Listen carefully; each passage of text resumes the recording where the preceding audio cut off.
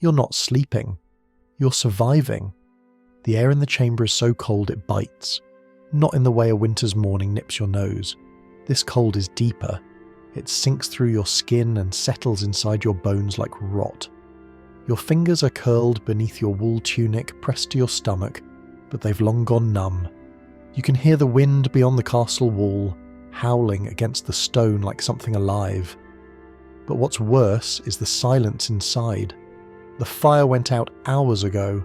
The room is still, breathless, except for you. You draw in another slow breath. You see it, your own breath, curling in the dark, like smoke, like a ghost. The stone wall behind you is damp. It sweats in winter.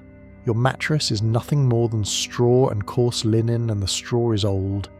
It smells faintly of mould, of rats. You shift slightly, and the entire room creaks as if the castle itself is exhaling. Your feet hurt. You don't remember when they stopped tingling. That scares you. You curl tighter, pull the rough wool blanket over your mouth. It doesn't help. Cold still creeps in through the seam of the door, through the arrow slits in the wall, through the cracks in the floor. The wind doesn't knock. It enters without permission. And still, this is a noble's room. A chamber. Private. You try not to think about what it must be like for the scullery boy sleeping near the scullery fire, or the wet nurse cradling a child in a storage alcove. It's not always this bad, they said. Only in winter. Only in January. But that's 3 months away from warmth. 3 months of nights like this. Before we go deeper into how people actually survived this, how they fought off the cold with rituals, furs, firestones and prayer, take a moment to like this video and subscribe. Because these are the hidden realities we never learned in school. These stories of children buried beneath frozen quilts, of women sleeping with knives under their pillows not for fear of enemies but rats, deserve to be remembered. And I'd love to know where you're watching from. Drop a comment below and tell me, would you have lasted a single night in a medieval castle bedroom? You shift again. The blanket pulls tighter across your chest. The hem cracks slightly. It froze hours ago when your breath condensed into droplets. You close your eyes and try to imagine heat. A sunlit field. A hearth glowing with fresh-cut oak. Your mother's hands rubbing warmth into your wrists. But none of that is here. Here, you are alone in a fortress meant for war, not comfort. Sleep doesn't come easily in this place. It's not just the cold, it's the tension of it, the effort your body makes to stay alive, curling, tightening, bracing. Your muscles don't rest, they guard.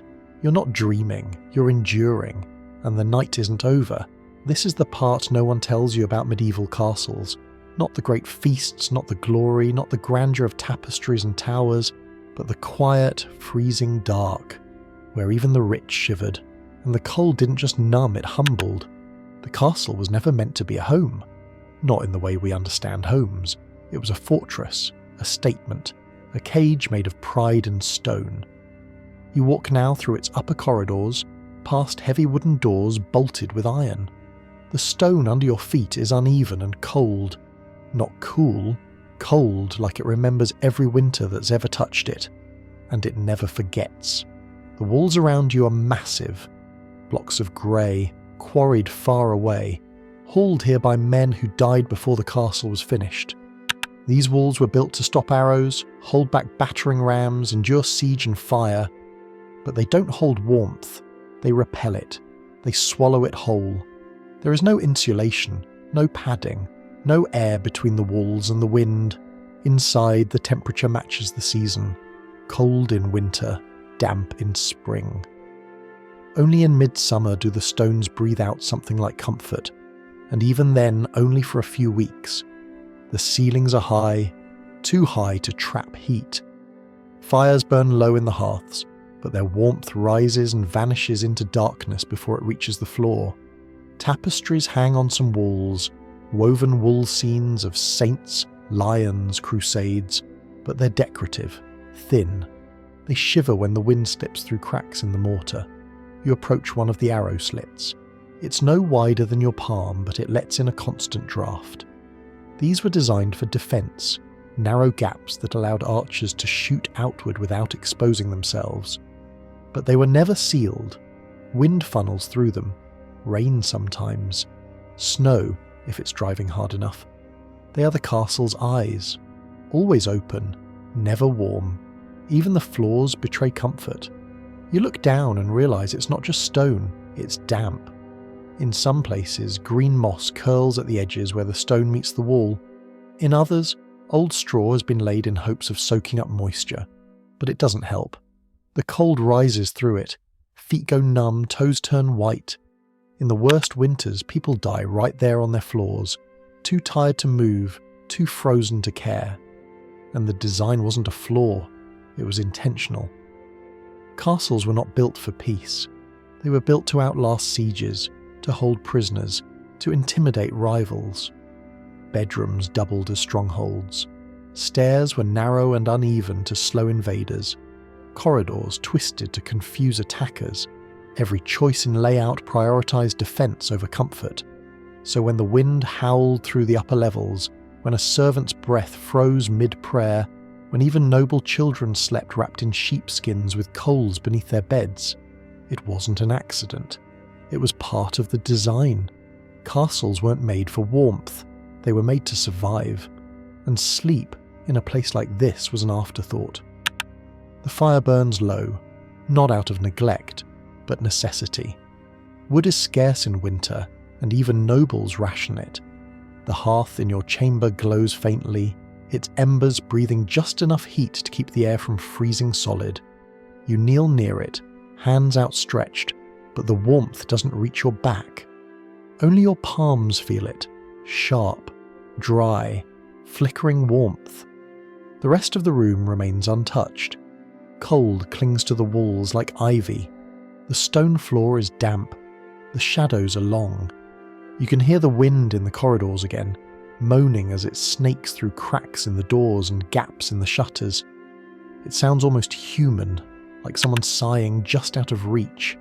Still, people tried to fight the cold, not with comfort. Comfort didn't exist here, but with strategy and desperation. The bed isn't a soft place, but it's layered. A wooden frame supports a straw-stuffed mattress. On top of that, wool blankets, goat hides, feather-stuffed bolsters, and, if you're lucky, a thick down covering brought from France or Flanders. Some noble beds are surrounded by heavy curtains suspended from a canopy above. These don't decorate, they insulate. You crawl inside, close the curtains, and it's darker, still cold, but less exposed. You can almost pretend you're alone in your own warmth. But most people weren't alone. Families often slept together. Parents, children, cousins, even servants, all pressed into the same bed or onto mats laid beside the fire. Not out of affection, out of survival. Human bodies generate heat. And in a castle that loses warmth as quickly as it's made, sharing body heat meant the difference between rest and frostbite. You can feel it in the air, a mix of sweat, wool, oil lamps, and the faint sharp smell of burning peat. You grow used to it, but never comfortable. Some placed heated stones beneath the sheets before sleep. Flat river rocks warmed in the hearth, then wrapped in cloth. They didn't last long. After an hour, the stone cooled and became another weight against your skin. But for that hour, you'd pretend your blood still moved freely. Cloaks weren't just for travel. At night, people slept in them. Furs lined with fox, squirrel, or hare. Cloaks that smelled of the outdoors, damp sometimes, but warm. And clothes. Oh, the layers. You never slept naked. That was foolish. Instead, you wore tunics, undershirts, woolen hose. Women bound themselves in linen shifts and wrapped their feet in scraps of cloth before pulling on wool stockings. Mittens were fashioned from old sleeves, and some tied scarves around their heads to keep their ears from going numb before morning. You slept wrapped in everything you owned. Because in the castle, the air didn't sleep. The wind never rested. The fire's glow fades. You curl tighter, draw your cloak around your knees and listen. The wind still moves through the room, patient and merciless. It finds you, always, but you fight it, with wool, with stone, with skin pressed against skin. You don't win, but you survive. Your bed is only as warm as your name. That's how it works in the castle.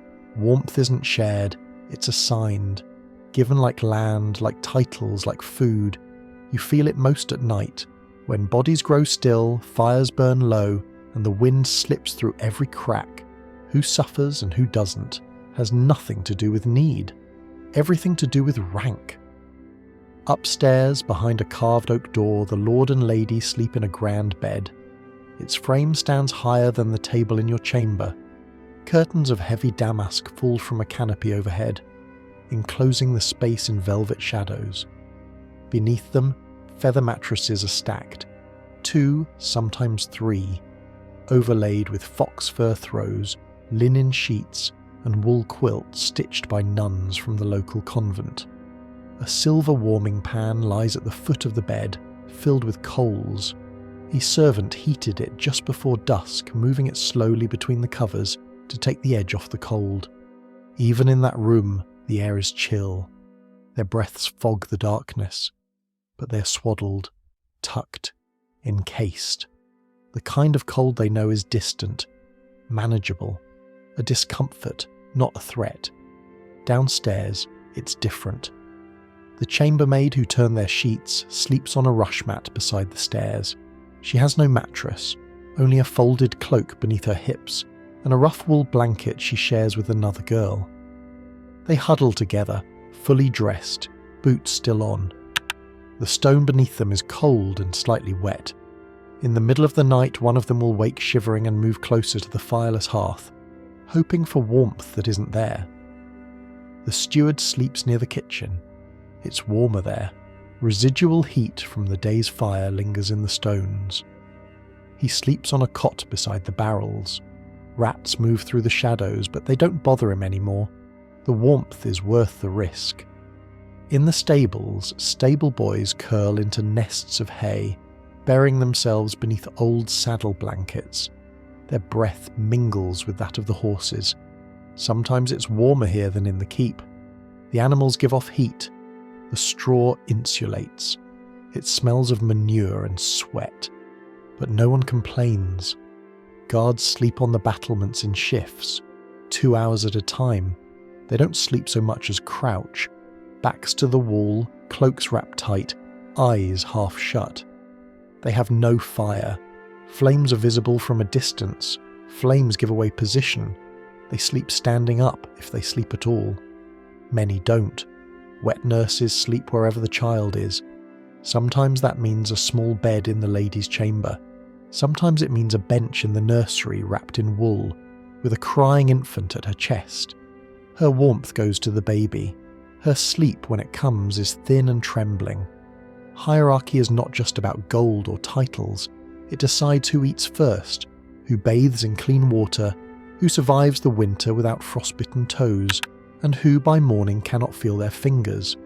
The cold in the castle is democratic only in theory. It touches everyone. But how deeply it bites depends on where and who you are.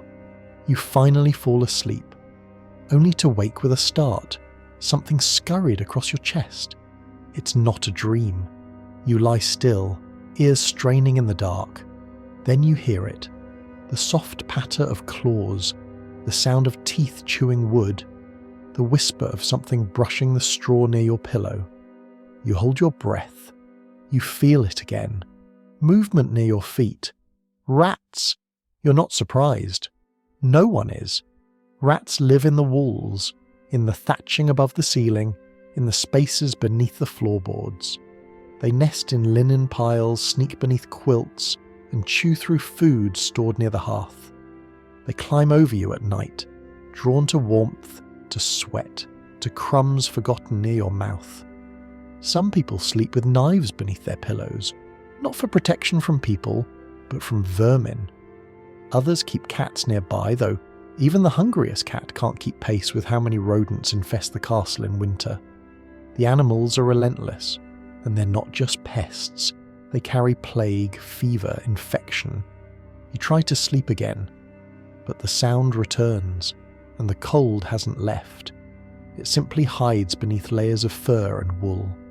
Your mattress is damp, not from spilled water, but from the moisture that seeps upward through the stone floor.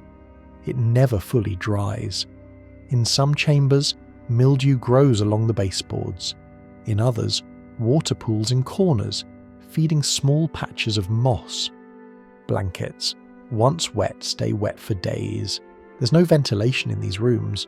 Windows are tiny slits or non-existent. Smoke from the hearth lingers thick in the air. Candles leave black soot on the walls. You breathe all of it, in, out, all night, and then comes the cough. First yours, then your brother's, then the maid's, then the priest's. You hear it in the night, echoing through corridors, rising like a chorus of warning. The chamber is cold and wet, and so are your lungs. People don't just catch illness here, they keep it, tend it, spread it. Fevers linger for weeks.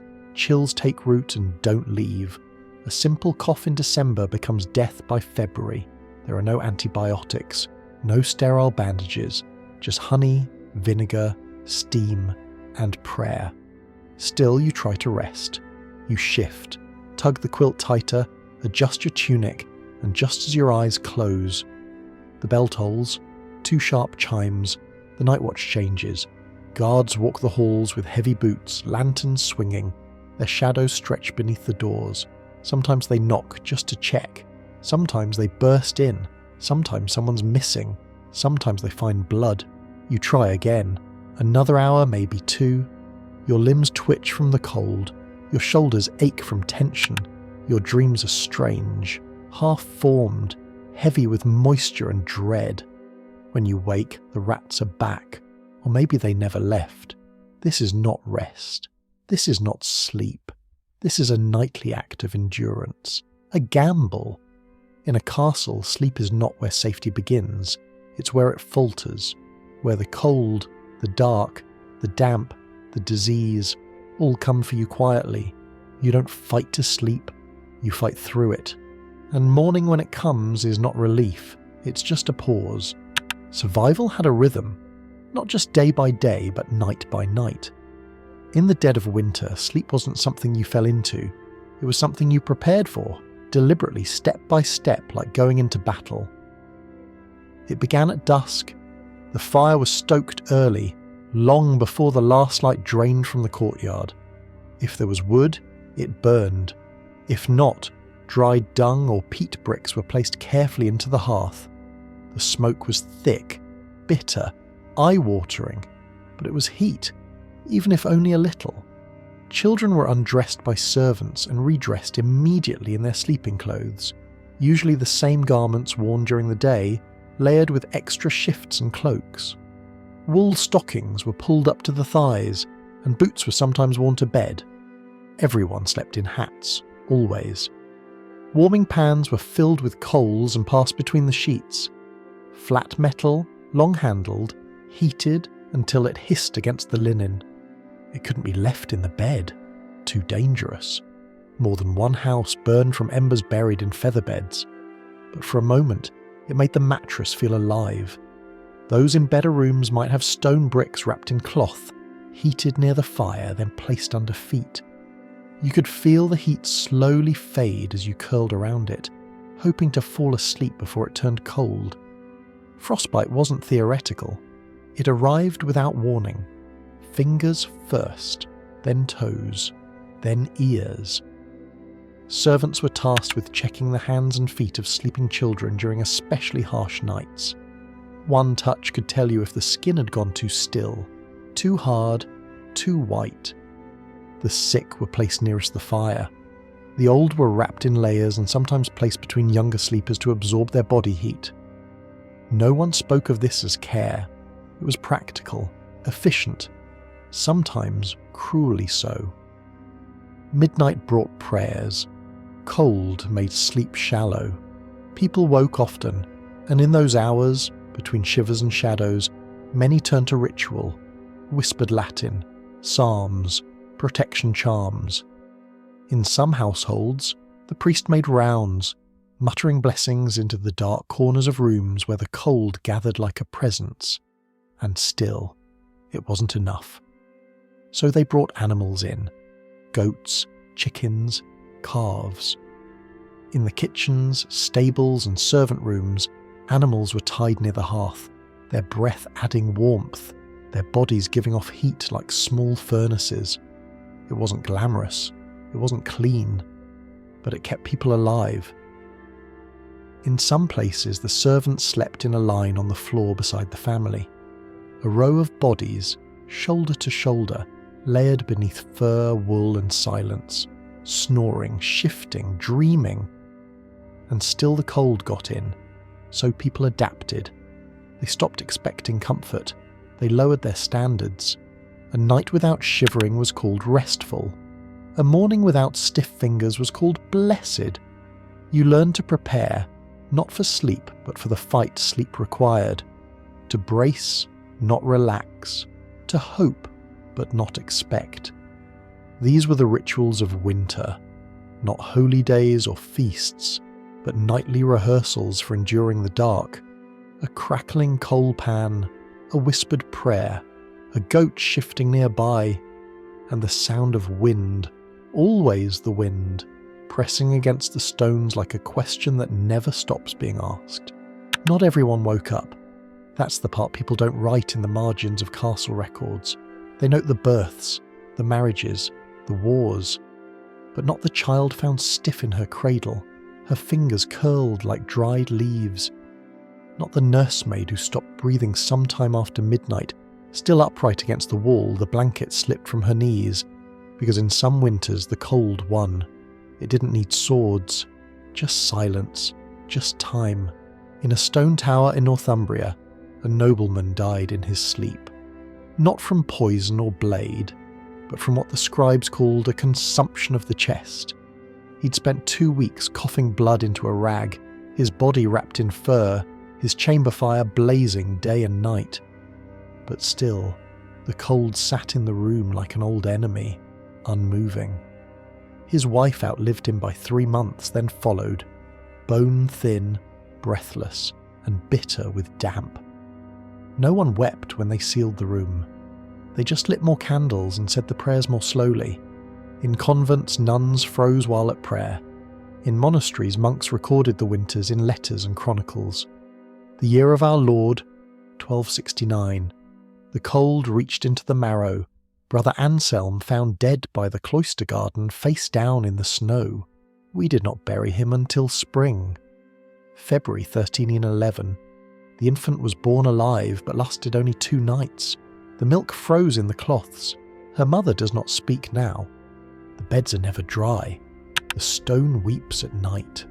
3 have taken to sleeping in the chapel, huddled near the candles.